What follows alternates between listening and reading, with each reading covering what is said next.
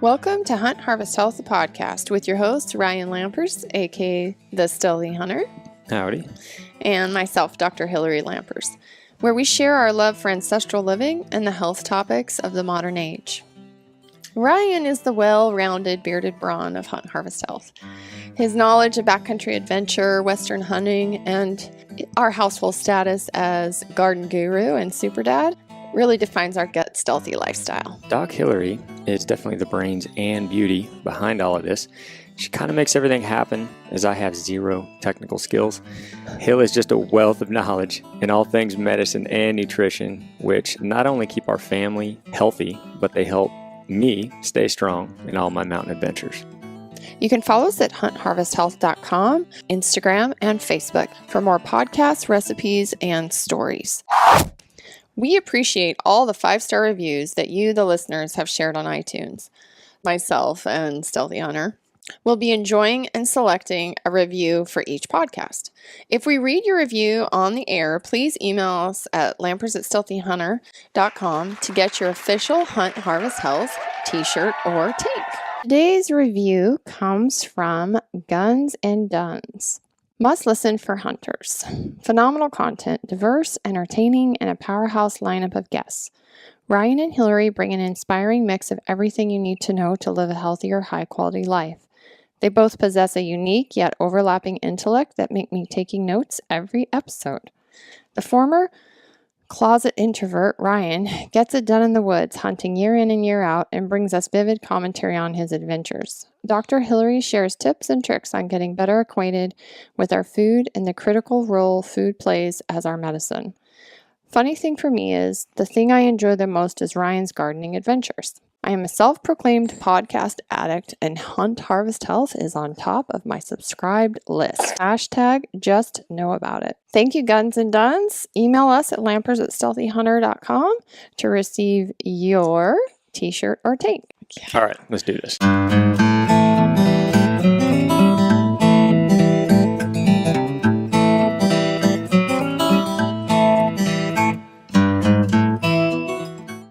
Welcome to this Hunt Harvest Health 45th episode. That's right, we're almost at 50 episodes. Hard to believe. We are about a month away from our 1-year anniversary with this podcast, and we want to thank all of you out there who have supported us, who listen, who share. It's fun. It's been a lot of fun, and it's been fun to create this community and just help so many of you out there with questions, and you've helped us a lot in our life as well. So it's also Thanksgiving, so hey, I'm giving you some thanks for that.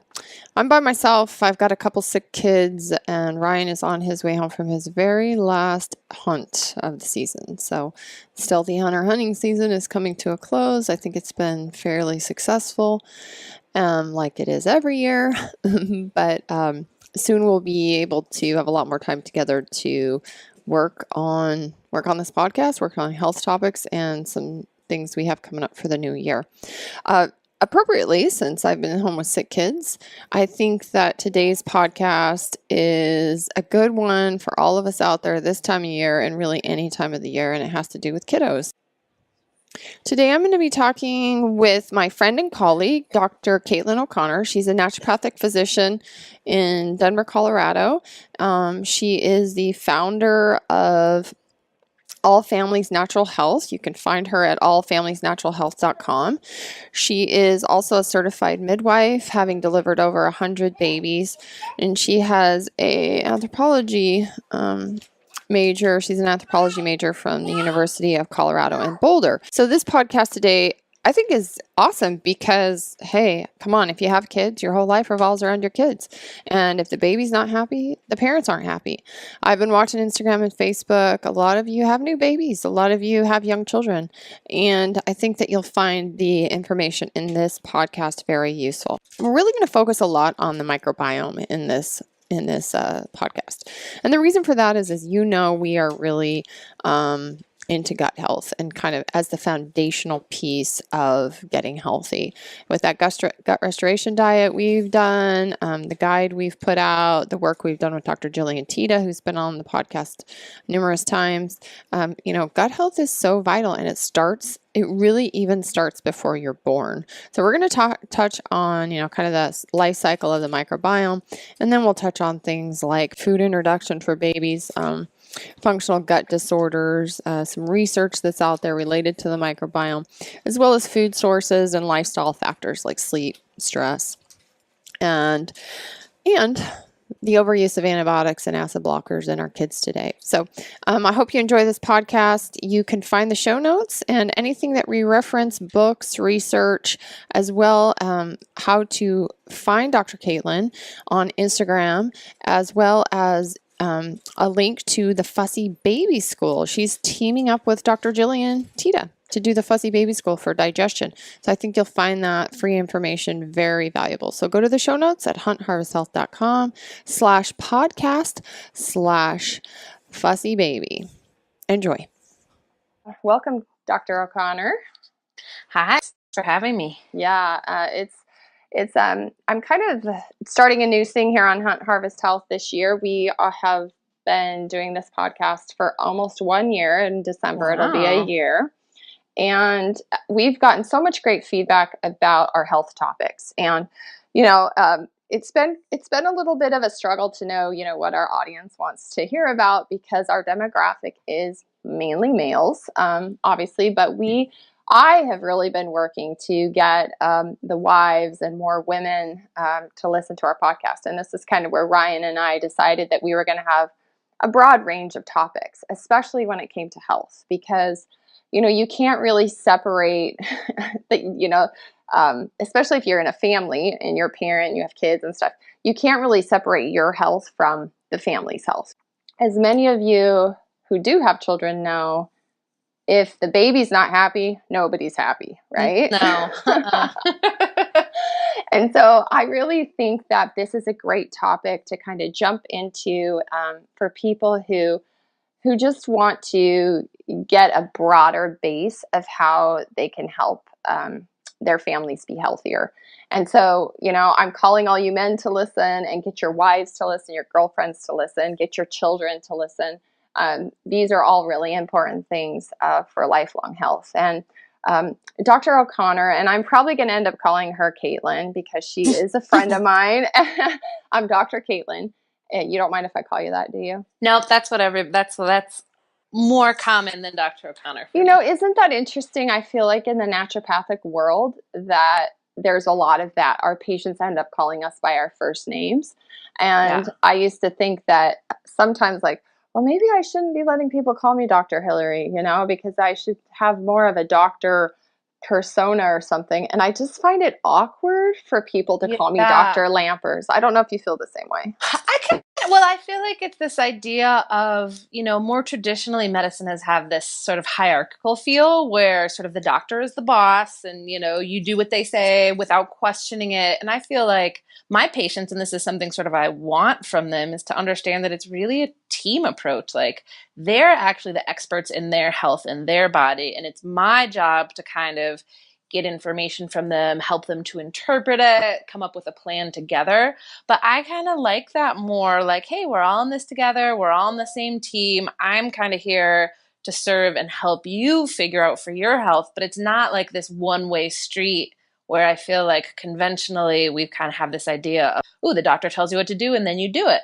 Right. And now I think people are kind of waking up a little bit more and being like, oh, how's that really working out for us? Being a little bit more empowered about taking the driver's seat with their own health and having sort of a team of practitioners. Like I'm an expert in the medicine part of it and being like, what's safe, what's not safe, what does this diagnosis look like? But people really are the best at knowing like, these are my symptoms, this is my intuition, this is what I'm willing to do, this is what I want to do. So yeah, I like it. I think it just kind of plays into that whole feel of more of like a team versus like a top-down structure. Yeah. I've found over the years that that's it. I actually am totally fine with being called by my first name by patients because there's a personality to it and a little bit more trust. And really as a doctor, we're really just a teacher and a facilitator to help people Yeah. do the work. Unfortunately, we can't do the work for them, at least in what Yeah. we're doing. We're not doing surgeries and stuff on them, but we're really helping to facilitate their change through their hard work. So, okay, so why don't you give us a little bit of background, and then Yeah, so I went to Bastyr University Yeah. with Dr. Hillary. That's how we know each other. Yeah. I also did the midwifery program while I was at school. So I don't currently practice midwifery, but that really informs how I approach medicine and why I really focus a lot on the preconception and prenatal kind of season of life, postpartum, infant health, things like that. Those things have always been really important to me. And I don't have, I feel like a lot of naturopathic doctors have these like really amazing origin stories, like where they were really sick and naturopathic medicine really helped them. For me, I've just always been into it. I think even starting in high school, I started experimenting sort of with my own diet and reading books about Chinese medicine and reading books about herbs. And, my friends would get hurt and I'd have my little like first aid kit trying to help people out. But I never knew that naturopathic medicine was actually a field. Like I literally had no idea it was a thing that you could be when you grew up. And I knew that conventional medicine wasn't the right fit for me. I had a lot of family members and close family friends that were in that more conventional field, and they just never seemed really happy with their jobs. And I just knew that wasn't my path. So I studied anthropology. I was an anthropology major in college because I was always really interested in people. And I feel like that's actually been really interesting in sort of informing how I practice naturopathic medicine, because I'm always kind of looking at it like, well, what makes sense culturally for people and how has this been like an adaptation over time? So I really approach naturopathic medicine from that kind of anthropological, biological point of view. And then after school, I was just kind of like working a regular corporate job and ran across a yoga teacher who happened to also be a naturopathic doctor. And like the second she told me what she was, I like went home and I Googled it and I like went back and did my pre-med like the next semester and like applied to school. And it was like, oh yeah, this is what I always wanted to be. I just didn't know it was a thing I could be.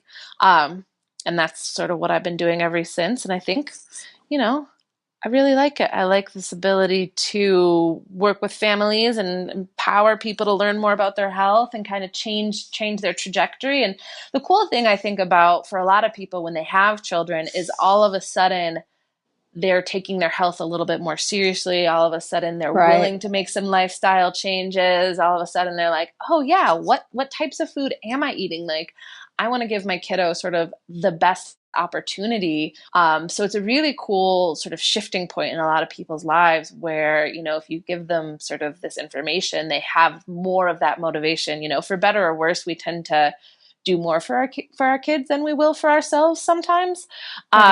So I feel like that's often people's entry point is to naturopathic medicine. They have a sick kiddo or they have a kiddo with a health condition and they're not getting the answers they really want. And then they kind of come to naturopathic medicine. And then as a result, I kind of end up seeing the whole family because I see, oh, that really worked for my kid. Well, my other kid has, this problem.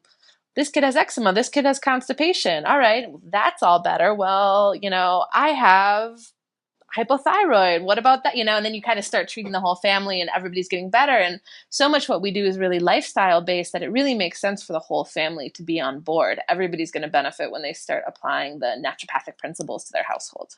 Right. Well, I don't do pediatrics, but I do have 2 kids, right? And I kind of understand that whole thing is like when you have children, I feel at least in my educated sense of the world about nutrition and what I think healthy and what I think is not healthy, it's still really hard to navigate the world today to make choices that you think are right 100% of the time, because I just really feel like there's so many more distractions, especially with food and TV and iPads and all this technology and that there seems to be more external environmental roadblocks than maybe there used to be in the past as far as taking care of your family.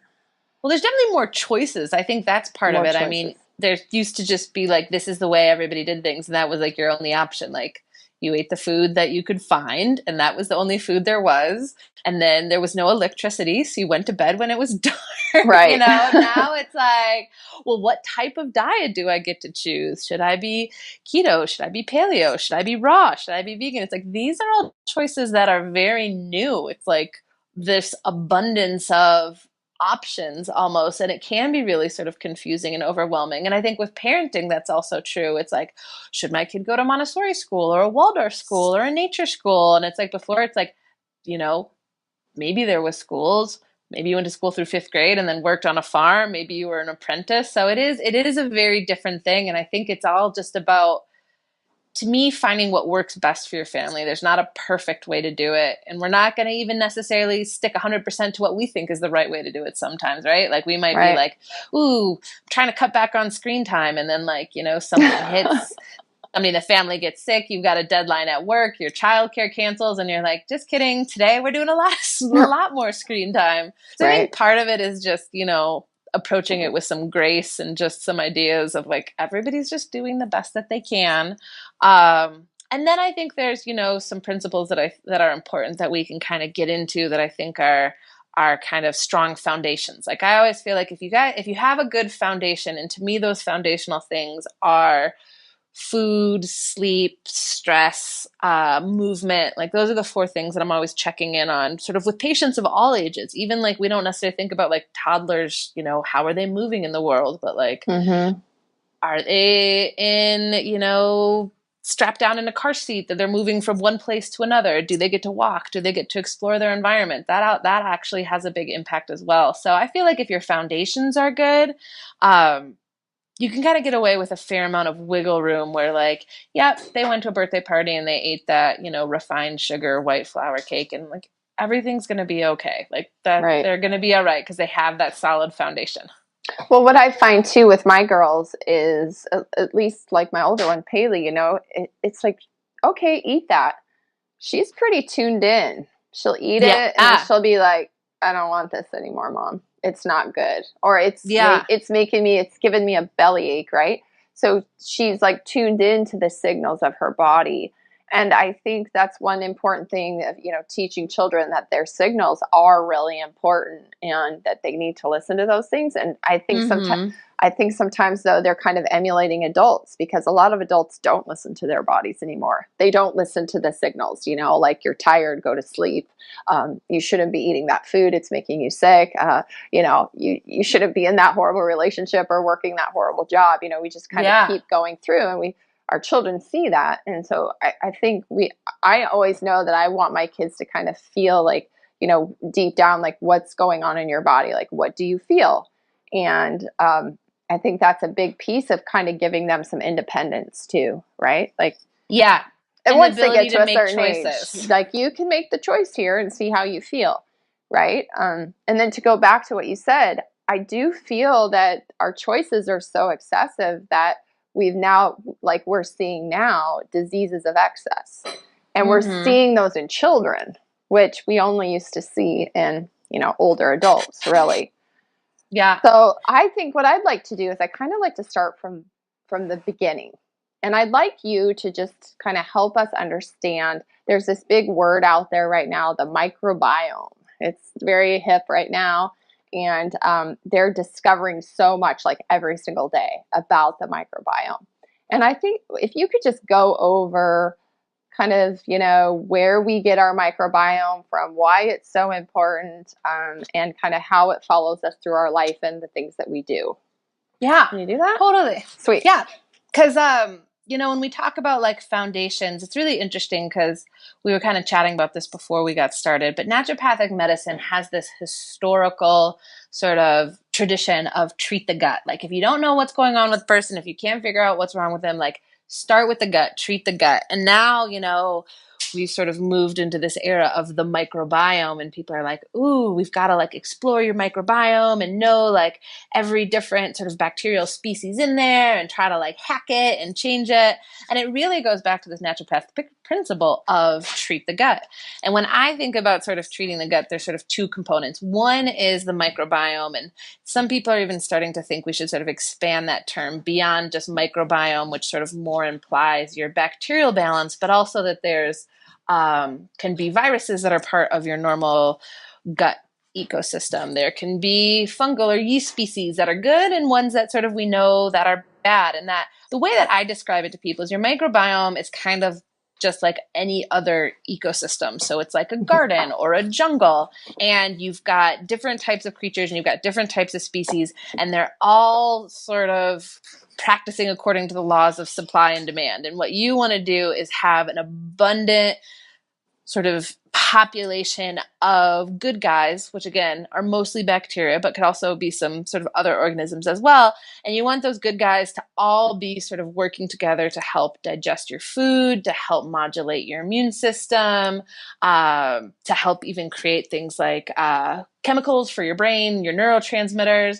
So you have this gut, you have this really important microbiome, and it actually starts when you are before you were born. So when you are in the womb, we used to think that the womb was this like sterile environment that no bacteria could get into, but now we're starting to realize that even the maternal gut ecosystem influences through the placenta some very sort of early seeding of the infant microbiome. And then, we get into sort of some really critical periods, which are birth. So how were you born and under what, in what environment were you born? And then in what environment, how were you fed early on? I'll even ask my patients, I see patients that are, in their 30s, 40s, and 50s, and I still ask them, how were you born?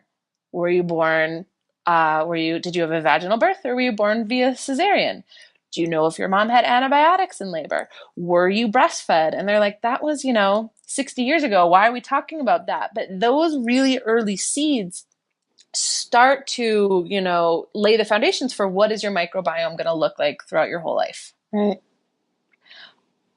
So for example, ideally, babies that are born through the vaginal canal, so a vaginal birth versus a cesarean birth, are going to have a really different microbiome than babies who are born via C-section, because they are actually being sort of seeded through the vaginal ecosystem, which is a pretty good reflection of the gut ecosystem as far as species diversity and abundance.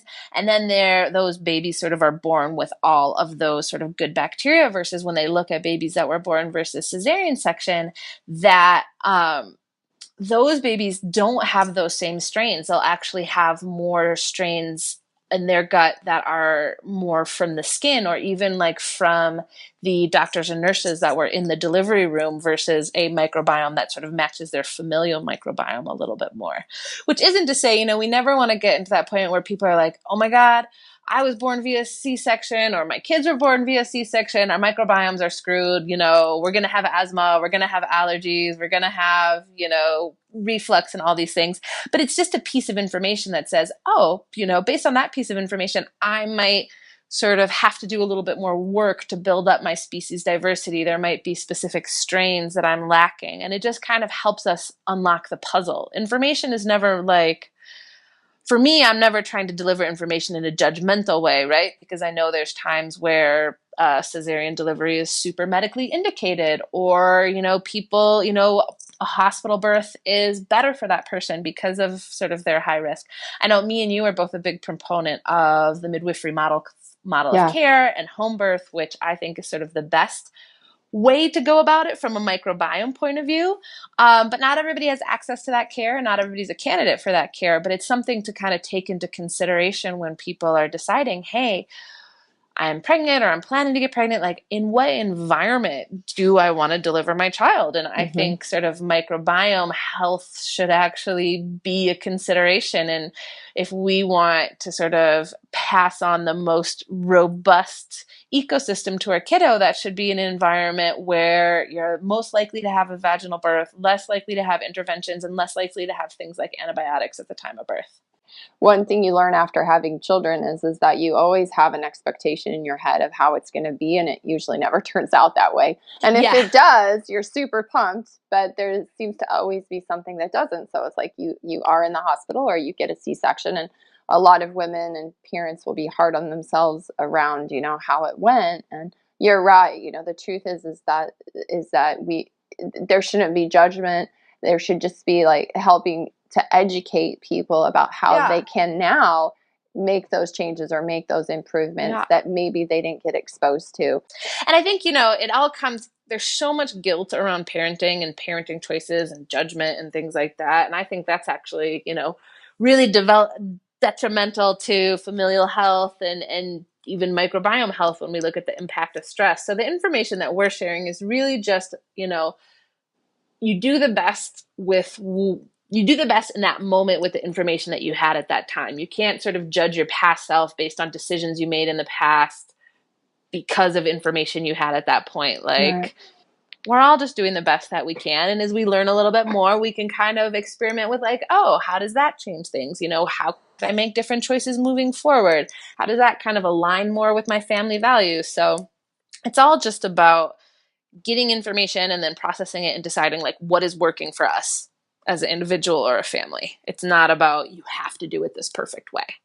Right, because as you know, there's no perfect. There is no perfect. There's only real life. And, the best sort of, I feel like the biggest difference between someone who's like a perfect parent and somebody who's like just getting by is like most people who think they really have parenting figuring out don't actually have children yet. Right. And there's nothing like having kids and sort of diving in that reality to have a lot of your ideals just really come crashing down on you where you're like, I would never do X, Y, Z. And then like a few years later, here I am. I'm doing that thing. Okay. Right. I get it now. I feel like that's one of the best lessons of parenthood is that lesson of like compassion as far as like, this is really hard sometimes. Like, cool. We're all just doing our best. Yeah, for sure. And I think it's kind of like the second child syndrome, right? Like, the first kid, everybody's like, what do I do this? And then your second kid, you're like, you're eating that off the floor? Great. Yeah. I'm so impressed. I have a lot of families in my practice that have sort of bigger families, 5, 6, 7 kids. I'm always like, oh my God, what is that 7th kid? I mean, are they just kind of like, survival of the fittest? Like you just get it, it just gets done. But I think, it's like the more experience you have with kids, the more you realize it's not one size fits all. What works really perfectly. There's always those people, maybe their first kid was like a really good sleeper or a really good eater. And then they have a second kid and they do everything the same and they're totally different. They're like, damn it.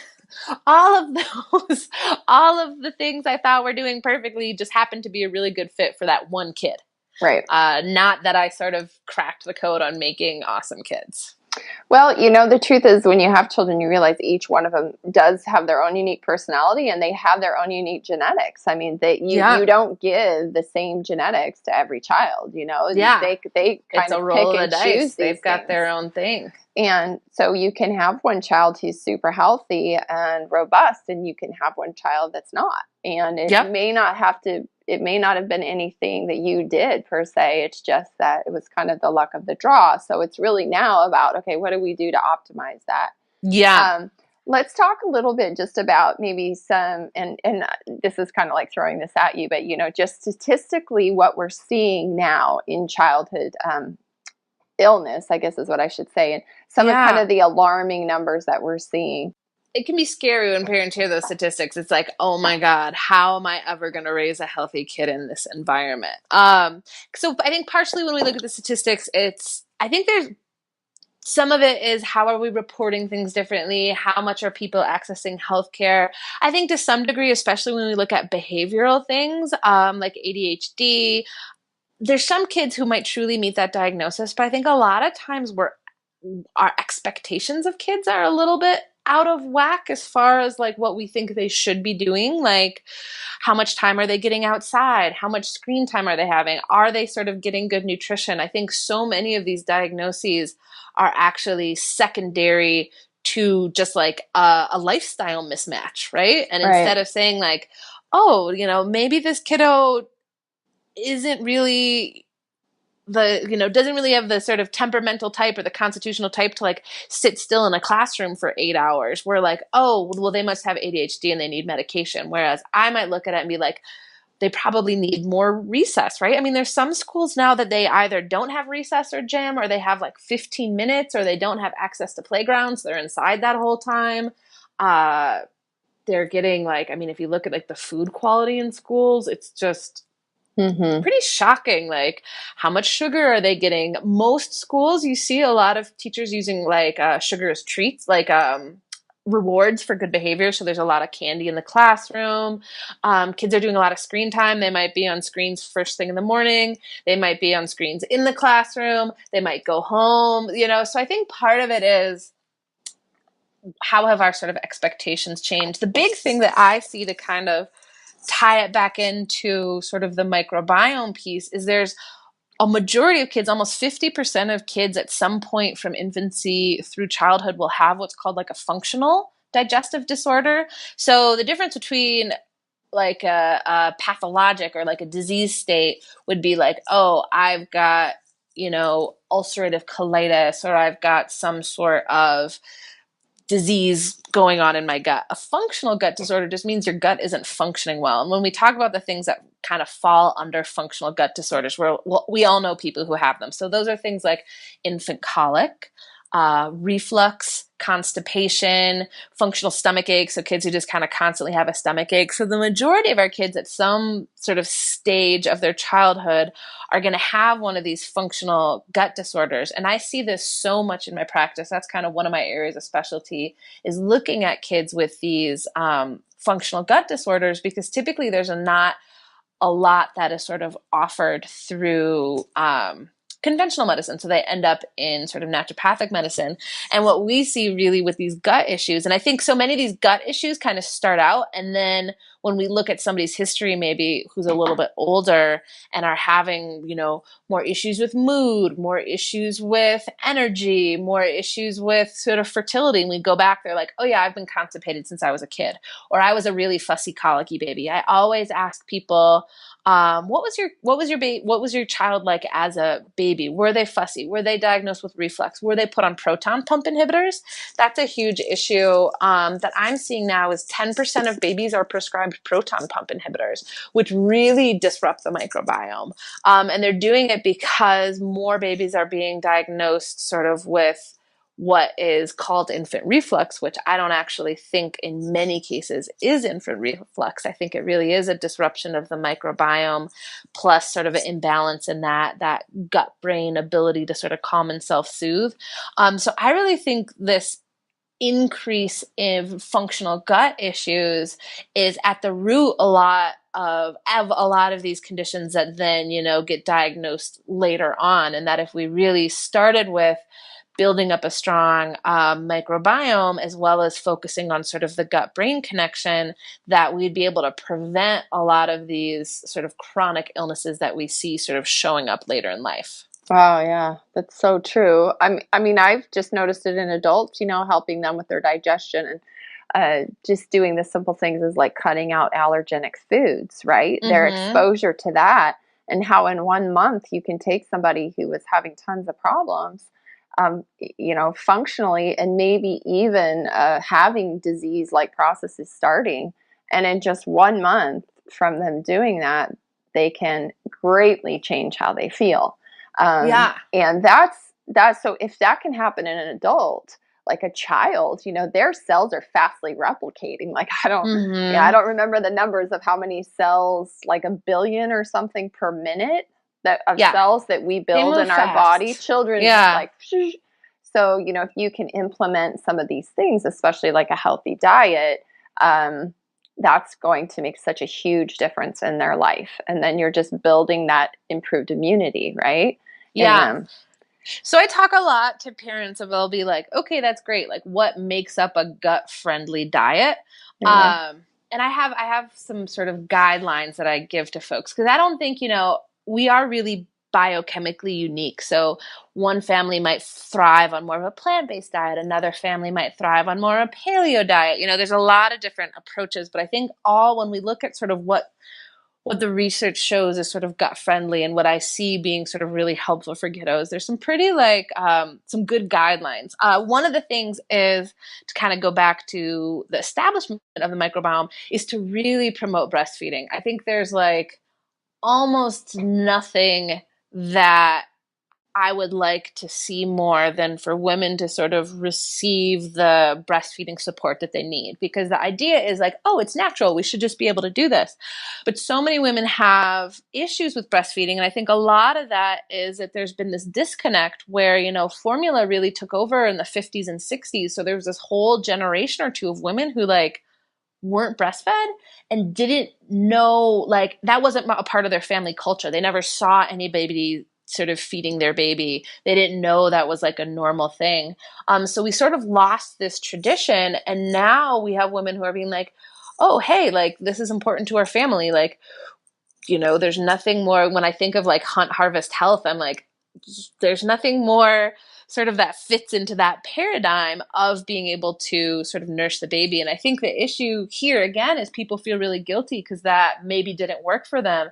And I feel like 95 to 98% of that time was that it was sort of not managed well from the medical side, that people got bad advice early on, that they didn't have a properly trained lactation consultant, and they didn't have the familial support. They had to go back to work and their work didn't provide. So our culture does a really bad job supporting women with breastfeeding. So I feel like, people maybe have this sort of individual feeling of like, oh, I wasn't able to do that and I have a lot of guilt. And I feel like I wish I could erase that for people because it's almost always not laying with that individual. It's the fact that we don't really support families postpartum the way that we need to.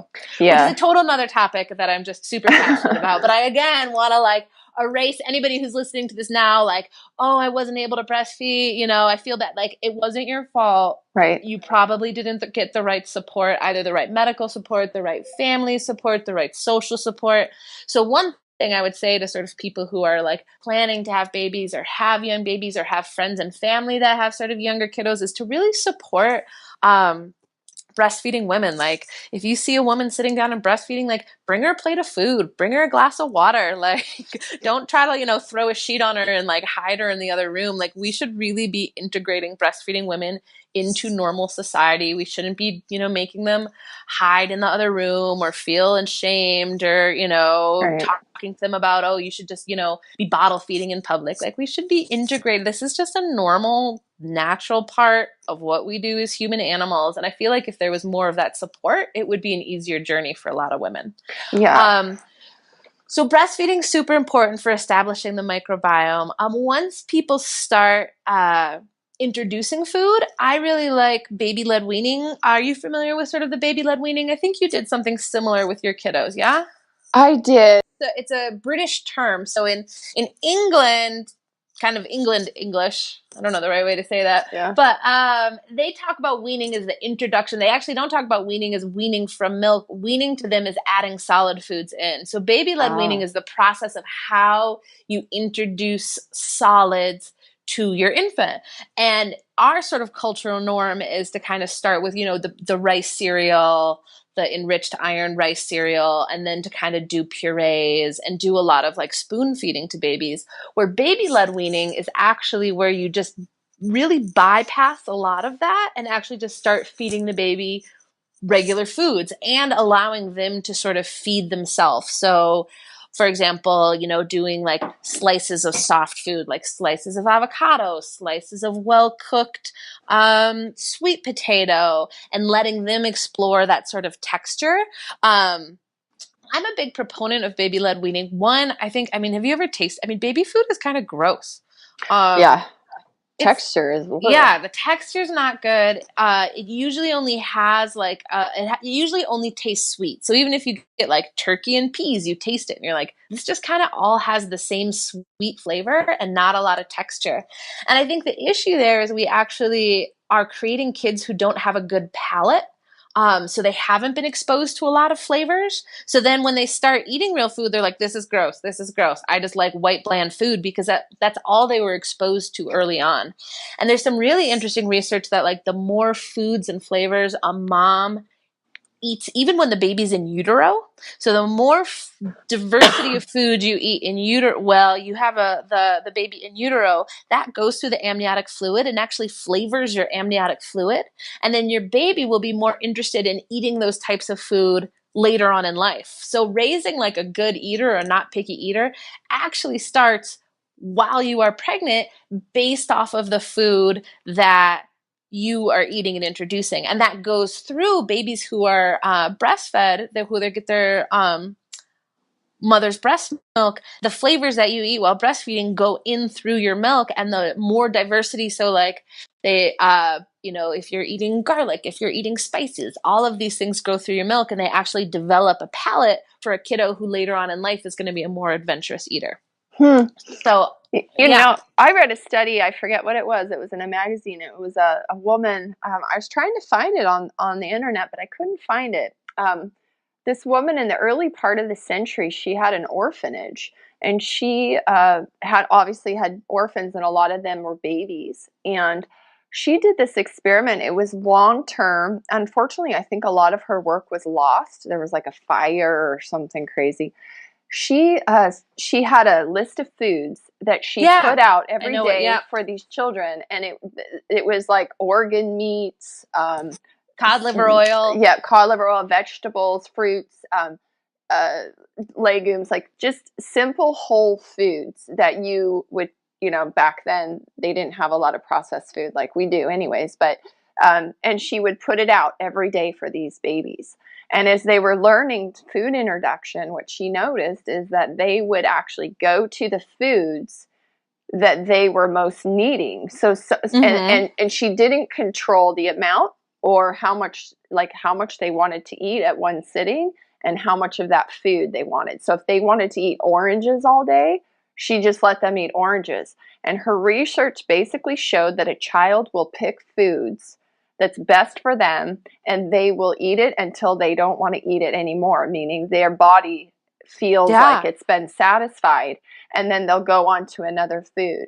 And the body will also inherently not eat foods that it knows it doesn't feel good on. And she did this experiment for a long time, and really interesting. And she like recorded the health of these children and how they grew and prospered and stuff from this letting them pick as they started eating solids what they could eat, what they wanted. Yeah, I know exactly what study you're talking about. And I absolutely think that we suppress that in our kiddos. So I try to talk to parents about like having mealtime be like an emotionally unattached experience. So there's a woman, Marion Nestle. She's a big researcher and teacher that comes to sort of pediatric nutrition. And her sort of rule is you're in charge of what goes on the table and when, and the kids are in charge of how much they eat. And if they don't want to eat anything, fine. They don't get something else. You don't say, oh, you don't want to eat that? Okay, let me make you a mac and cheese. You say, okay, that's fine. You can be excused. If you get hungry later, you can come back and eat this as a snack. That when we get really emotionally invested in like, take another bite, you have to eat more of this. If you eat 3 bites of this, you get dessert. That what we're actually doing is kind of hijacking their ability to listen to their own body and listen to their own senses. If we're like, you have to be in the clean plate club, you got to eat all your food, you're basically saying, stuff yourself with food even when you're not hungry anymore. Right. And I think that is kind of can lead to where people have issues with sort of binge eating or feeling like, oh, I have to keep eating. Like we have this whole thing in our culture about like, you have to clean your plate. And it's like, maybe you're full and like, that's okay to be full. Or maybe that day you just want to eat blueberries all day. All right. That's fine. Like listen to your own body. So, and then it kind of gets into that gut brain thing. Like, do we want to spend all of our meals just stressed out, wondering how everybody else is eating at the table? Or are you kind of just like, here are the foods you can choose from, eat it or don't eat it.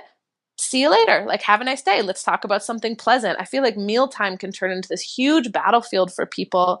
Or you see families where they're like, the kids don't eat their vegetables. And they're like, do you eat your vegetables? And they're like, no, we hate vegetables. So we're eating something else. And then we're trying to like force our kid to eat these like boiled broccoli spears with like no flavor on them and like no butter or salt. We have this idea that like children's food has to be super bland, that they shouldn't have spices or salt. And that's actually totally wrong as well. And I'm like, it has to be a family experience. Everybody has to be on board. Everybody has to be eating the food.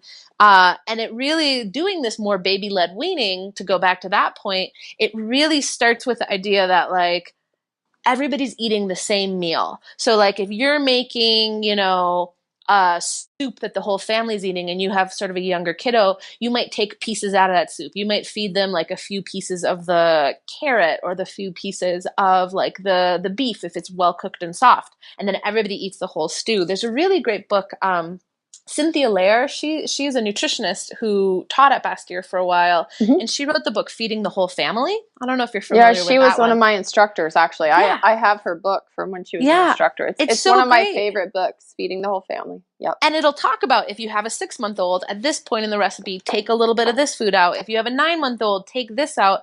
And it just emphasizes this idea that we eat as a family and we eat the same food. There's no kid food and there's adult food. We all just eat food, and you eat till you're not hungry. And if you just want to take a couple bites, that's fine. And if you want to eat a whole plate and have seconds, that's fine. But we're not going to make it into this like battle royale and this really stressful situation.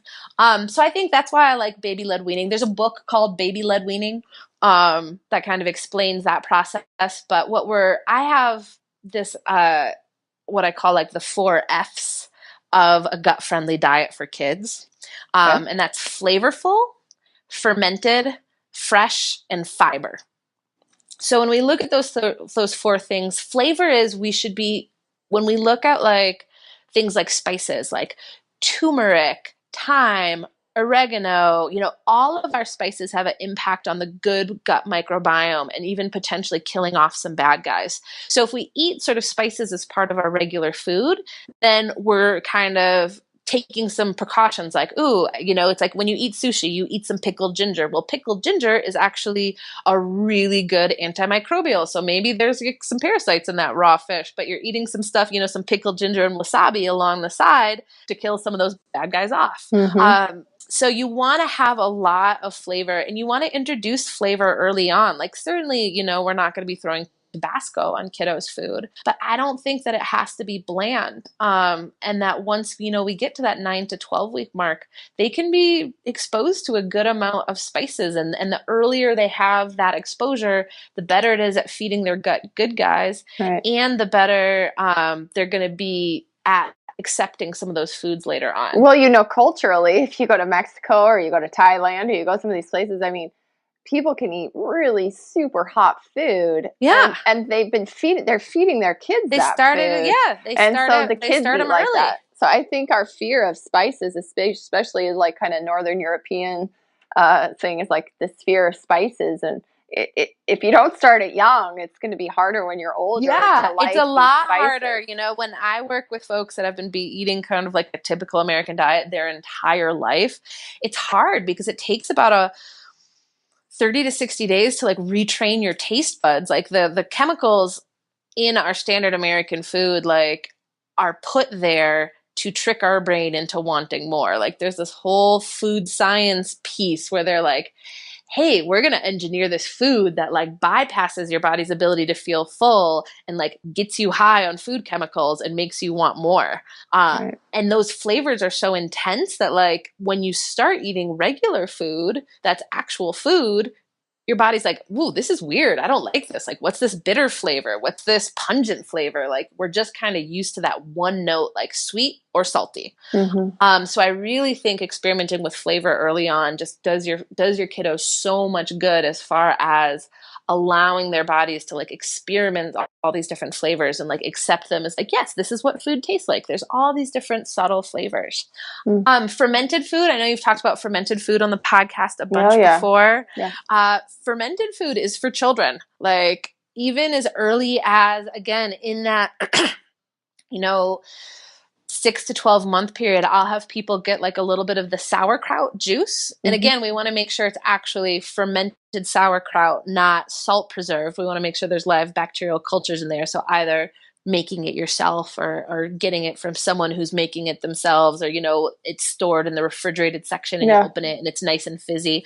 But you can just use a little bit of that sauerkraut juice and mix it into the food that you're giving them to start to explore those, getting some of that good gut bacteria in. I don't know about your kiddos, but like my kids love kombucha because they've always drank kombucha. They think it's awesome. And really Yeah. the only options they have to drink in the house are like water, and sometimes we have kombucha, and in their mind that's like soda. That's like a treat. They're like, Yeah. ooh, bucha, bucha. They run around with their little cups, more bucha. And it's because they've always drank it, so Right. they're used to that flavor profile that for some people can be a little bit overwhelming. Pickles is another one that's awesome. You can do those lacto fermented pickles. Yep. Do you guys eat the Bubby's pickles at your house? We do. So if we don't can them ourselves, and Yeah, sometimes you we guys don't are always great do. with canning. Yeah, we don't always do the lacto fermented, but we do have we do our sauerkraut. So I have a recipe in our new guide that just came out, the Stealthy Hunter Canning and Preservation Guide. We do have a lacto fermented sauerkraut in there, and then we Yeah. have a regular pickle with vinegar. And but you can also lacto ferment your pickles, which is what Bubby's is. So if I don't have pickles, Bubby's is what I buy. I also buy her sauerkraut because They're it's so good. lacto fermented. Yeah. And a little trick that I've learned is I'll like drink that after juice. I'll just drink the the juice pickle is juice. delicious. I will totally drink the pickle juice as well. And what I learned to do is like if we eat all the pickles, you still have like a 3/4 jar full of the juice. I'll then chop other veggies. So I'll like chop up carrots Right. and stuff them in with the juice and then leave them in the fridge for like a week, and then they lacto ferment. So you kind of get like a 2-for-1 special where you can use that lacto fermented brine, and then like the pickled carrots are really good. Like my kids will chomp those right up, and I even feel like sometimes they like them better than regular carrots because they have that salty flavor. Right. So it doesn't have to be like super fancy, exotic, like pickled kale. It's like just get pickles, but instead of getting like the regular pickles, get the lacto fermented pickles. That's a really good way to introduce fermented foods into the kiddos' diet. And then miso soup. I like miso soup for kids. I feel like when they're sick, it's really good. You can get some of that miso paste and again, mix it into soups or mix it into purees that you're already doing. Yeah. So I just encourage people to kind of look outside the box and be like, because probiotics are one thing, right? Like there's some good probiotic strains, but when you compare the amount of probiotics in like a probiotic capsule to the amount of probiotics that are in like a tablespoon of sauerkraut juice, the sauerkraut juice blows those probiotics away. I really think of probiotics as being more like targeted and therapeutic. Like we use them for a specific reason, but the fermented foods are like laying down this entire like garden of microbiome sort of species that we can't even find in probiotics. There's probably things in fermented foods that we haven't even identified. We don't even know what they do yet. And in like 10 years, we're going to be like, oh my God, they just, discovered this really cool bacterial strain and it does all this amazing stuff. And like, kind of like as science catches up to what we know traditionally, we're going to be like, oh yeah, that's why it's always been so good to do. Well, I think it's important to just, and in our population that we're talking to here, our community, this is people that are spending a lot of time outside and maybe hunting their own animals and growing their own gardens. And so they may understand this more. But, really, when we look at ancestrally, a lot of the things that our ancestors did, from the way they harvested and stored their vegetables and things for the winter to the fermented foods they were creating and the ways they were having to preserve their food, is that there was such an inherent knowledge in that science is super important. And as physicians and we want to look at the science and we want to make sure that we're doing no harm, but we also have to remind people that some of these age-old practices, unless you're like making your own mercury, like they did in India and poisoning everybody with it, Right. or whatever. But there are a lot of things, especially nutritionally, that are very old concepts that have been used for thousands of years. And there was a reason for that. And these cultures knew that, even though they may not have understood the science behind it. They, through trial and error, learned that when they ate these foods, when they prepared them in these certain ways, that they felt better, their immune systems were better, et cetera. And so I think it's always something to again, using that kind of internal marker, that internal voice that's, helping you to understand why ancestral diets really are, it's very beneficial. Yeah, it's kind of how our species evolved, and it's only really been the last couple hundred years where we've took this sort of 180 turn where now it's more of like this industrial food where we're looking to sort of the industrialization of the food system to like provide food for us. And I think that's what's so cool about your podcast and what your listeners are doing is they're kind of bypassing that and being like, actually, like, we don't need to rely on industrial foods for the most part. Like, in some ways, the Industrial Revolution was awesome. Like, I'm sitting in a house, I'm on Wi-Fi right now. Right. It's warm. I'm not like having to till the fields for 12 hours a day. And like, I'm not necessarily saying like, hey, take me back there. But there's components of that it's like, hey, let's look at like what's actually been beneficial and what's been helpful and what's kind of maybe thrown things off balance.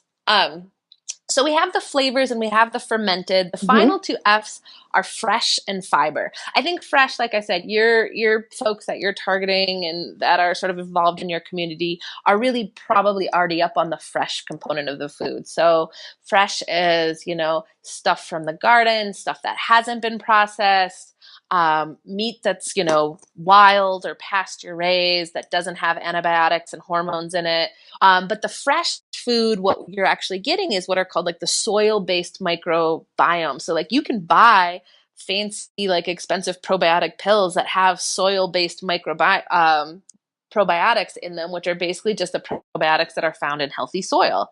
So if you're gardening, I'm always like, hey, eat some of that stuff out of the garden and don't wash it that well. Like get a little dirt in there. And Right. You were actually talking about before we started, which I think is super interesting, about like animal blood, that you were listening to a podcast where part of the ancestral microbiome is influenced by eating like fresh animal meat, and that has a beneficial incidence on the microbiome, which I just think is so fascinating. So Yeah, there's just this, and I can reference it in the chart notes, but there's a guy out of London named Tim Spector, and he's a professor of genetic epidemiology. So really his area is twins. He studies twins and their, I think it's their epigenetic and phenotypic, like genotypic and phenotypic, like all these big words, but he studies their microbiomes basically.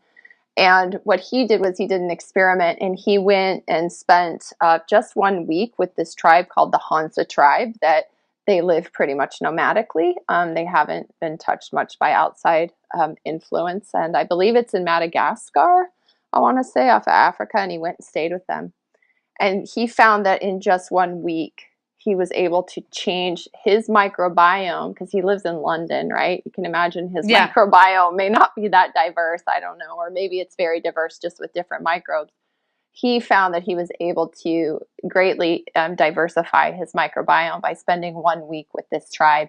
So he was saying it happens very fast. So your lifestyle choices and what you're eating and how you're eating, and like he was basically traveling with this tribe while they were hunting, and they were picking tubers out of it, and they were sitting on the ground, and they were like, they don't even have toilet paper kind of thing, right? There's like a lot of hygienic things that he was like totally scared of. He thought he was going to get something. But what he found was he was actually able to build a more robust microbiome. And he said it's because, so he's basically, his research shows that people who spend a lot of time outside, they spend time with their hands in the dirt. They have dogs. Dogs is one to increase diversity. Hunting, where they're getting exposed to the other animal's, body. And children. So children that are also exposed to these things, they have a more robust microbiome. And that it doesn't take very much time when you interject them into a lifestyle like that can improve their microbiome. So I thought that was really interesting. And I was like, whoa, so it says a lot for what we're trying to say is, get outside, maybe hunt if you want to, or even just grow a garden and get your kids out there with you. Eating your kids in your garden is like, I get my, we'll be outside, and it's funny because I have one pickier eater and one kid who will eat everything. And like, we literally did the exact same thing with them. But even my kiddo, who's a little bit pickier, he'll eat things outside out of the garden that he won't eat inside on a plate. Right. Like, we'll be out in the garden and he'll, eat the cherry tomatoes. He'll basically try anything that we pick out of the garden. They'll be munching around. I take the food inside, wash it, put it on their plate.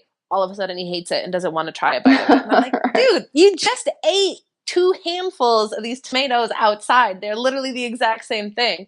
But I think there's so much to be said for just teaching kids how to grow things. And if you are like, I mean, I don't have anything near what you guys have out there. Like I'm a total urban dweller. I am not, I've got 3 raised beds. But we grow a ton of food in like our tiny downtown city urban backyard. Like it doesn't Yep. have to be, a major extravaganza. I just kind of focus on the things that we like to eat that are good producers, and I really get the kiddos involved. And sometimes they're more they cause more harm than good, and I turn around and they're like pulling the leaves off things. But a lot of times they're really into it, and they'll 100% try more stuff that they grew and be super into sort of that one thing than if they just found it at the grocery store. Or even taking them to a farmer's market. Like we'll go to our farmer's markets, they'll be like, ooh, you guys can pick out like one new vegetable or fruit that we've never had before. Right. And they get really excited about it. I think we have to just, even though it's a little bit more time consuming, taking time to slow down and involve them in food prep, involve them in picking up the food. That's a really good way to sort of get them more interested. Well, the one thing I love about, living in Seattle, even though we live, we don't live in Seattle, but if you go to Seattle, if you go to Denver, I have a lot of family in Denver, so I've spent a lot of time there where you live. Portland, California, some of these cities. The great thing is walking around in these neighborhoods that, that's an urban environment, but people are utilizing their land. They have boxes, they're growing food. And that's what we really want to share with people is, you don't have to have property like we do. You don't have to be living like in this epic place where you have all this land.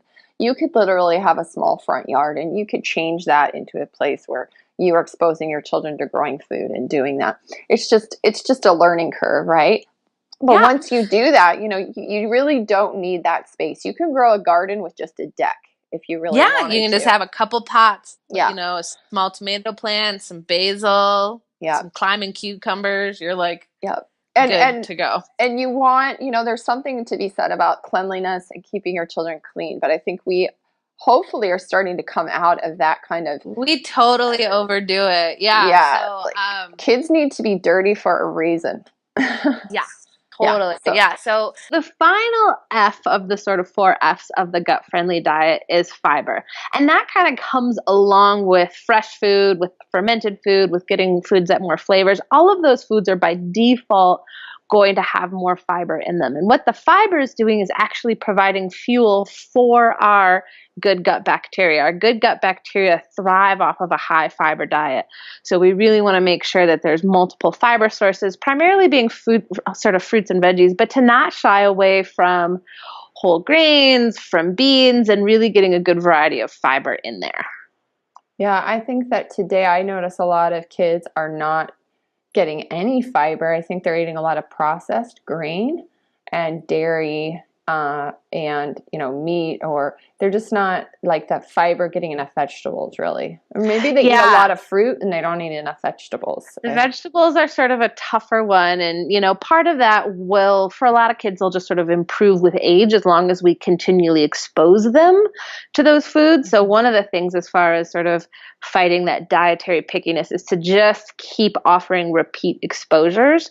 And it is just, taking that extra step of cooking whole grains instead of doing sort of some of the easier things like the instant rice cereal, or, even in like the gluten-free world, I see a lot of like rice flours and rice crackers and stuff that's pretty processed and devoid of that sort of full nutrient package.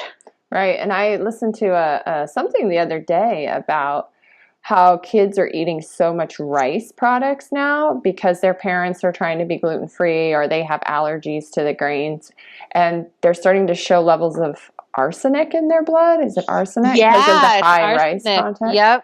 Yep. The Consumer Reports actually had a really good report on arsenic in foods, and they actually have a chart that says this is how many different types of rice products you should be eating per week based on your age group. So I'll often reference that, or sort of email that chart to my patients and say, like, make sure you're just kind of keeping it under a certain level, because especially if you're using a lot of rice substitutes, doing rice pasta, doing rice crackers, doing rice cereal, you can get up above the safe recommendation. And it's because of the high levels of arsenic in the soil where the rice is grown. Sure. And if those of you who don't know, arsenic is really a heavy metal, right? Mhm. And Yeah. so like mercury, lead, arsenic, aluminum, cadmium, we all have some exposures to these, and a lot of the time food exposures are very high because food is something that we eat every day. And so you can, especially children have a higher body burden because they're smaller and they have a lower body weight. And so we really don't want them to have high body burdens of any of these heavy metals. It's not good for their brain or their neurological system. Thinking about that, if you're feeding your kid everything rice, maybe think of, like you're saying, cooking more whole grain, maybe like, Yeah. what would be I'm into something other grain than rice? diversity. So quinoa, millet, yes. amaranth, and some of the rice. It's actually a little bit based on where the rice is harvested. So I like people. So California rice. Do you know the Ludenberg Yep. brand? So those guys actually, because they're California based, have some of the lower arsenic levels versus other areas of the United States or rice that's imported. So I love that brand. It's a family brand. They do a lot of heirloom species of rice. So you can get black rice, pink rice, stuff that has different varieties. And they're going to be naturally lower in arsenic just because of their location. So I really recommend that folks check out that brand for rice products. Cool. Yeah, so fiber is a big one. Fiber is a big one for adults too. So mom and dad, if you're listening, if you're not getting enough fiber, it's for sure your child isn't getting enough fiber. So, and for adults, I'm like looking for people to be in the 35 to 50 grams per day range, which is really that upper level. But when you look at optimizing your gut bacteria, you really want to be on that high end of fiber. So sometimes just tracking it for a day or two, like putting your daily food intake into something like MyFitnessPal and just kind of seeing, hey, where is my baseline on an average day? Am I kind of ending in that 35 to 50 gram range? And then if not, kind of either considering adding in specific food groups. Like I really like people to do a couple handfuls of dark leafy greens every day, increasing your beans, or adding a fiber supplement just for days where you're like, yeah, I clearly didn't reach that goal today, just to kind of round things out a little bit. Because we all have those days where you're like, yeah, today wasn't the best day. And doing like a greens powder, and then like an extra scoop of fiber at the end of the day is often what I'll do if I kind of think back to the day and we're like, yeah, there's no way I got my 6 to 9 cups of veggies, I didn't get my fiber in, let's just kind of do a quick fix. Yeah, a great way, Ryan and I, we make our own kale powder for the winter. Yeah. We have ridiculous amounts of kale, but you can go to the grocery store and buy 2 or 3 heads of kale, dehydrate them and turn them into a powder in your blender and put like 1 tablespoon of that in a smoothie, and that's like really concentrated fiber. That's good. Yeah. And those kinds of things, especially when maybe fresh fruits and vegetables aren't in season. We do it with our raspberries as well. I was going to ask if you added berries in there. That's pretty cool. We do blackberries and raspberries. Usually strawberries are hard because a fresh strawberry doesn't last very long. It's hard to get them dehydrated. People want to eat them. Yeah. But those are simple, like really, if you have a dehydrator, and you can get a dehydrator for not that much money, but those are simple, cheaper ways to get fiber throughout the year. The standard American diet is pretty much void of good fiber, and I think this is why we see so much irritable bowel, so much leaky gut, so much dysbiosis, and it starts in kids. I mean, if your child is not eating these foods, they're not getting the adequate fiber to support their gut bacteria. And it's kind of like a boring topic. Like it's not as cool as like strain-specific probiotics or, doing all this testing. But oftentimes it's the simple stuff that makes the biggest difference, especially if we're talking about kids and just general prevention. Just being as boring as like, make sure you're getting enough fiber can have such a huge impact before we sort of move on to, these more kind of cooler, trendier approaches. It's sometimes like, just go back to the basics. Like, eat fiber, eat your fruits and veggies. It doesn't have to always be this complicated process. Right. And get your kid maybe used to eating like the skin on the apple and, the things that we cut a lot off of, the skin on the carrot, all these things that are part of it. Skins on potatoes. Yeah, I never peel stuff. I don't either. It's just because I'm lazy, but I like to think it's because I'm like, oh no, that's because, that's where all the fiber and veggies, like extra nutrients are. But mostly it's just because I'm lazy and don't want to peel stuff all day. It's okay not to peel it. I mean, obviously you're not going to eat the banana peel or the avocado peel or something, but most things that have a skin, that's a big part of the fiber component of it. Even a whole grain, right? Like a piece of wheat.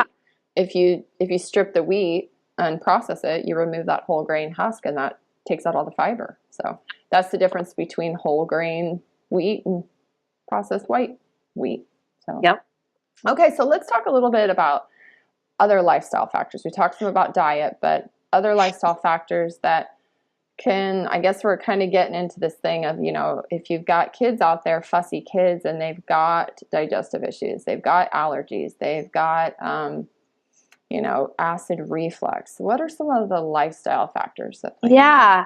And I think sometimes we sort of focus more on diet than lifestyle, because lifestyle changes can be a little bit harder, but lifestyle is super important. So there's a bunch of gut-friendly lifestyle practices for kids that I just kind of want to chat about a little bit. One we've kind of talked about, which is playing outside, getting dirty, not using antimicrobial soaps or hand sanitizers. And this can be a huge leap for some people because it's so common to kind of walk around and see people, pushing their stroller and, attached to the stroller, they have this like hand sanitizer, this Purell ready to go. And everybody who's touching the baby has to put this hand sanitizer on. But we're really finding out that is detrimental to the gut microbiome, that, if you put hand sanitizer on and then you put your hand in your baby's mouth, they're getting exposed to that. That's killing off their good bacteria as well. Same with the antimicrobial soaps. There's a lot of chemicals in there that are not healthy for a number of reasons, but certainly aren't great for our gut microbiome. Just plain warm soapy water is fine.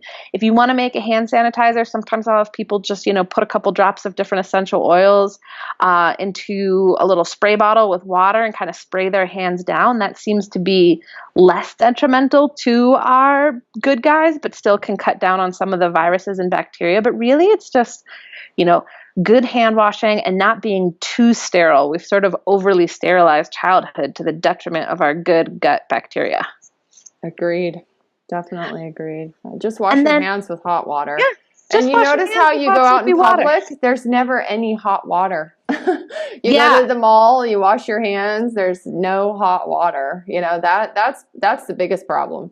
And unfortunately. If we're out and about so much, I'm actually about to be that weird person that starts bringing my own soap, because we use that, that foamy soap that comes out of the dispenser, like at the mall, at the rec center, at the gym. And I'm like, every time I do it, I'm kind of cringing, like, oh, I know this stuff is terrible. So the other day I was like, forget it. I'm just going to start, get a bunch of little mini soap dispensers that have just more, not the strong antibacterial hand soap, but just like normal soap, and just start to be that weirdo that carries soap around everywhere, because our exposure is enough that I'm like, this could be making a big difference. Well, the research came out recently, what was it, earlier this year or the end of last year, about it actually disrupting hormonal regulation. Yeah, it disrupts hormones, it disrupts the microbiome, and I'm just, over it. Like I said, we're out in the world enough that, even if you're getting exposed to that, 4 to 5 times a week, I think it's enough that it makes a difference. So I'm just about to be that person that brings their own soap everywhere. Have to embrace that about myself. The other thing that I think gets overlooked is the importance of sleep.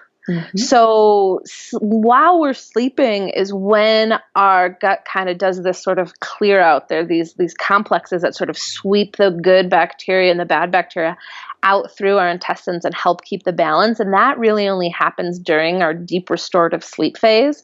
So sleep is really deeply tied into good gut health. So I always, when I'm evaluating somebody's digestion, sleep is a big part of that conversation. The other thing is our gut-brain connection, right? So we're starting to learn so much more about how stress affects the gut and how the gut affects our brain and our neurotransmitter production. And I don't think we think about of kids being able to be stressed, but I think today's kids really do actually experience a decent amount of stress. They tend to be sort of overscheduled. They don't get enough downtime. They're not relaxing in nature as much. So I think stress is an important part of the conversation as well. Mhm. Yeah, and especially just living like where we live, you live in Colorado, so you live in the beautiful high sun even all year round. Yeah. Here in Washington on the west side, you went to med school here, so you know it. It's Yeah. dark, it's raining, it's not like snow. You can't go outside and play in your Yeah. snowsuit. You go outside for 5 minutes, you're soaked. It's dark, you're not getting outside a lot. And I definitely noticed, that is like, even for parents, that's a stressful thing. Like, because getting your Totally. kids outside gives you some, get them outside. I know at our house, go outside, go in the garden, go pick some food, go do that. Well, in the winter, it's a totally different situation. And so you have to be more active in making those outdoor activities happen. But living Yeah. somewhere like Colorado, or you can maybe I know go we're a little hiking bit more in spoiled. sun. Even now, I can kind of look outside and it's late November, and I'm like, ooh, it's like 60 degrees out, blue sky. I'm going to take a walk after this. Oh, And I think kind of going back to parents, I feel like parents are sort of like the central nervous system of the family unit, that in order to have sort of lower stress household, parents themselves have to be engaged in sort of activities that lower their stress level, and they need to mirror that for their kiddos. So having a family mindfulness practice, making sure your kiddos understand like, hey, it's important for mom and dad to do XYZ so that, we can be chill and calm, and then mirror that for them, because kids are sort of neurologic sponges. They really see what's going on. And I feel like, whatever the vibe of the household is what they pick up on. So if everybody's kind of in this fight or flight sympathetic mode all the time, that's going to be reflected in the kid's nervous system. Whereas if we're making time for that parasympathetic rest and digest, time for family downtime, everyone relaxing together and not sort of running from place to place to place all the time, that's going to sort of result in a better gut-brain connection. And there's actually research that under times of stress, certain strains of gut bacteria will leave your body. They're like, peace out. We don't want to hang out in here in this stressful environment. And there's strains of lactobacillus that will be lowered just by the experience of stress alone. So we want to make like a nice chill place for our gut bacteria to hang out. We don't want to sort of scare them away by constantly being in this stressed out state. Right. Okay. Yeah. And then the final gut-friendly practices that I want to touch on are sort of two things. The first is to minimize antibiotic use. We're getting into sort of cold and flu season here. And at the beginning of the season, I just cringe because I see such a huge overprescription of antibiotics for things that could probably clear out without them. So most ear infections don't need to be treated with antibiotics. Most sinus infections don't need to be treated with antibiotics. Certainly the flu, which is viral, doesn't need to be treated with antibiotics. But I see people really being overtreated. So I think having that conversation with your doctor, like, hey, what's the harm in sort of watching and waiting? Or could we give this 24 hours while I do other supportive therapies? What would be signs that things were moving in the wrong direction and we should start antibiotics? Because antibiotics really shouldn't be a first-line therapy for the majority of these conditions. And sort of one dose of antibiotics can disrupt the gut microbiome for a minimum of 3 to 6 months. So even I think we've sort of normalized this idea that being on antibiotics 2 to 3 times a year is just a normal part of childhood, right? That you'll get ear infections, you'll get strep, you'll get sort of bronchitis. And if you're on antibiotics 2 to 3 times a year, your gut microbiome is never recovering from that. I kind of think it's normal for kids to be on antibiotics maybe like once or twice per childhood, once or twice per decade. That's more normal to me. And that's kind of what I see among families who are taking kind of a more holistic approach. So if kids are having repeat infections, that's a good reason to kind of check in with a naturopathic doctor, look at your diet and things like that, and be like, this, we've sort of normalized this poor level of health for our kids. And then we get into this cycle where they're constantly on antibiotics, their microbiome's constantly disrupted, their immune system can't respond as well. We're setting them up for food sensitivities and things like that. Mm-hmm. So definitely antibiotic use is a huge one. And then the second part of that, which is like my big platform right now, is avoiding the use of proton pump inhibitors in kiddos. Mm-hmm. So we're seeing now 1 in 10, even a little bit more than that. So more than 10% of infants are being prescribed proton pump inhibitors like Zantac or Prevacid. Okay, can you, we've talked about this quite a bit with Dr. Jillian, who you know well as well, and in adults. And so what is a proton pump inhibitor, though? A lot of people don't. So a proton pump inhibitor or an H2 agonist, so that's a histamine 2 receptor agonist, those are two categories of medication that are used to treat reflux in adults. And recently that has been sort of moved into the treatment of digestive disturbance, colic, and fussiness in infants. And basically what those do is they inhibit the production of stomach acid. Right. So that can be a short-term solution, but in the long term, what you see is a decreased nutrient absorption. They actually just had a study that infants that were given proton pump inhibitors have an increased fracture risk in childhood, probably because they're not absorbing that calcium and magnesium that we sort of need an acidic gut environment for. Increased risk of respiratory infections, increased risk of gut infections. So these medications are vastly overused right now. And I think too with parents, as our children get sick, we have this immediate reaction that they need an antibiotic. Like you said, we've been trained, like the antibiotic fixes everything. And then the parents come into the physician and they basically demand an antibiotic. And I think that we see a lot of physicians prescribing, like you said, unnecessarily, because there's a lot of pressure on them. You know, they have 40 or 50 or 60 patients that day and all of them are sick and the parents haven't worked and are sleep deprived and stressed out, and all the other kids are getting it now and they're like, just give us an antibiotic, you know. But I think it's important as a parent to realize that there are certain signs to things when your child needs an antibiotic.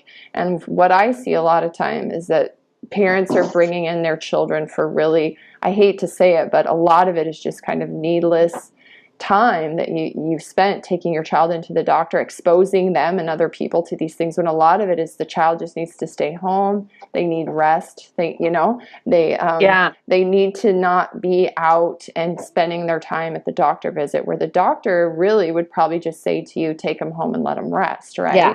And especially not demanding antibiotics from your physician who is stressed out and under that. And by doing that, you know, you're kind of accentuating that problem of your child being overprescribed antibiotics. So I don't want to put the blame on the parent, but I know even as myself, you see your child suffering and you're often contributory because they want sort of a quicker fix and they want their kiddo to get better as soon as possible. And we live in sort of a convenience-driven society where, unfortunately, a lot of people don't have sick leave. They don't have local familial support to sort of say, hey, I need to take off, you know, time from work. And I've certainly been in that conundrum myself where I've been like, oh, I feel like my kiddo's coming down with something, but like I can't, or I don't want to take the day off of work. It's going to be so inconvenient to reschedule people. And I even sometimes have to check myself, like, no, if they're sick, you guys, you know, everybody has to stay at home. We shouldn't be pushing our kids to school with like these borderline illnesses, because that's when they turn into sort of bigger deals. And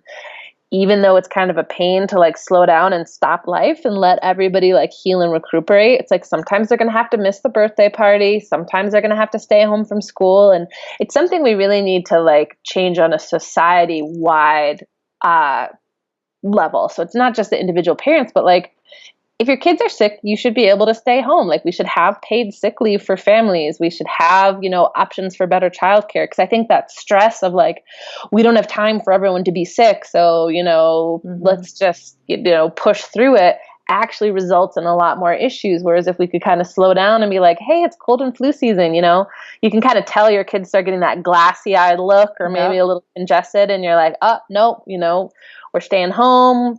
we're drinking chicken noodle soup. We're taking our extra vitamin C and elderberry. You know, we're going to take some warm baths, do some warming sock treatments, like trying to slow down and let our bodies heal versus pushing ourselves to the point where there is a bacterial infection that might need antibiotics. Oftentimes, it's because we didn't slow down and, you know, rest and recuperate. And also keep your germs at home. Like, don't take your germs out into the world. If everyone was better at staying home, we probably wouldn't have as much issues. But we're so work focused and so like keep moving focused that nobody takes the time to heal. It's just like, nope, we got to push through. And that's when I think people really get a lot sicker. And I think this is once you have children, you realize, you know, before you have kids, and especially if you're working, like both people are working and educated and you're like, oh, I'll always work. I'll always like want to be doing stuff. And you have kids and then you understand the role of a parent staying home. You know, I think that I sometimes feel like the whole message of women can do it all. We can work, we can fry up the bacon, we can take care of the kids. It's kind of like too much, you know, and I think sometimes we don't put enough any more like pride in women or men who do stay home, because you think of it, one illness can wipe out the whole family. And if you both have to work, I can't tell you how many times Ryan and I have been sitting on the bathroom floor of a bathroom we're trying to steam up at 4 a.m, basically doing rock, paper, scissors at whose job is more important. Because who's going to take a sick kid? Nobody. Yeah. And I really counsel families about like, figure out a structure with that works for you. Like, is there a possibility if both parents are working that somebody works part-time or 30 hours a week, or, you know, people can negotiate more flexible hours or working one day from home? Because I do think that dynamic of having sort of two working parents working full time, it's just so hard to have balance within the family unit with that.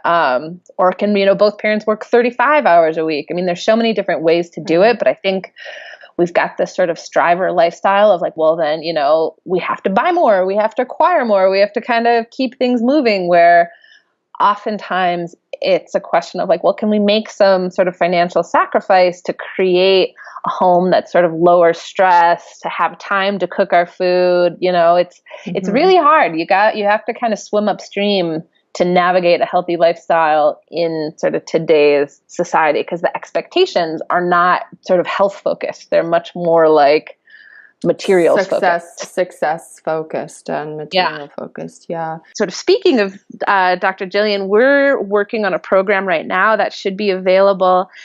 We're doing a free school at the end of the month, and then we'll have an ongoing program called the Fussy Babies program that really helps families understand how to treat their fussy kiddos who may or may not have reflux. Usually they don't, but oftentimes they have a combination of symptoms, potentially from some food sensitivities, some imbalance of their gut microbiome, kind of a stressed out gut brain. And those kind of present as colicky symptoms, refluxy symptoms. We call it irritable baby syndrome, where you have these constellation of symptoms and they're being treated conventionally with proton pump inhibitors, which one shows, you know, in the research that it doesn't really work that well, but two does have some specific risks. So we've been really working on this program because I would love to see families have other options. It's not that proton pump inhibitors are never indicated, but usually they're presented as the only option without really going into the risk-benefit ratio. So what we're looking at are what are some other things we can do to avoid the use of proton pump inhibitors in babies and kiddos, looking at things like food sensitivities, looking at things like supporting a good gut microbiome, helping with that gut-brain connection. So that's a huge passion project of mine right now. And I think if we can sort of get these interventions going in sort of the infant and toddler population, you're just setting your kiddo up for so much more sort of robust health throughout their lifetime, by kind of digging into these root issues and saying like, all right, let's kind of get you going with some good healthy gut practices early on, so we avoid some of those things later later on in life versus, doing treatments that are more suppressive or not really looking at the root cause.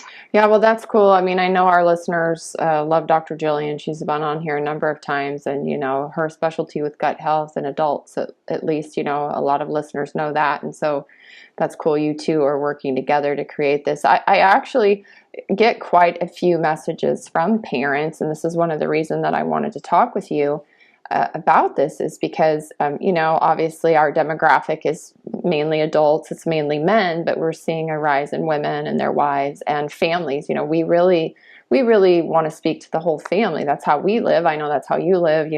Kids are a huge piece of our life, and we want to start them out right. My kind of closing words is just, again, when we're dealing with kid stuff, when we're dealing with babies, there can be, a lot of guilt about choices maybe you made in the past or times where you didn't have the information. And this is totally not geared towards sort of shaming people or making them feel bad. It's really just information that can inform your choices moving forward, right? Like, we're all doing the best that we can in the moment. And what I want to do is just sort of inform families, empower them, give them information so they just know there's other choices out there, that, we don't always have to kind of go the default route of, more pharmacy and, more prescriptions, that there's a lot of different ways we can support our kids' health. And while those things are helpful at specific times, really they're just sort of more for those sort of acute big deal situations, that the majority of things we can really be managing with these sort of lower tech kind of back to our roots interventions. Right. Awesome. Well, I appreciate you spending all this time with us and giving us this valuable information. And as I said, everybody go and check out Dr. Caitlin, Dr. Jillian, and what they're doing with Fussy Baby School. That's awesome. The Hunt Harvest Health podcast and Stealthy Hunter LLC website is for general health information only.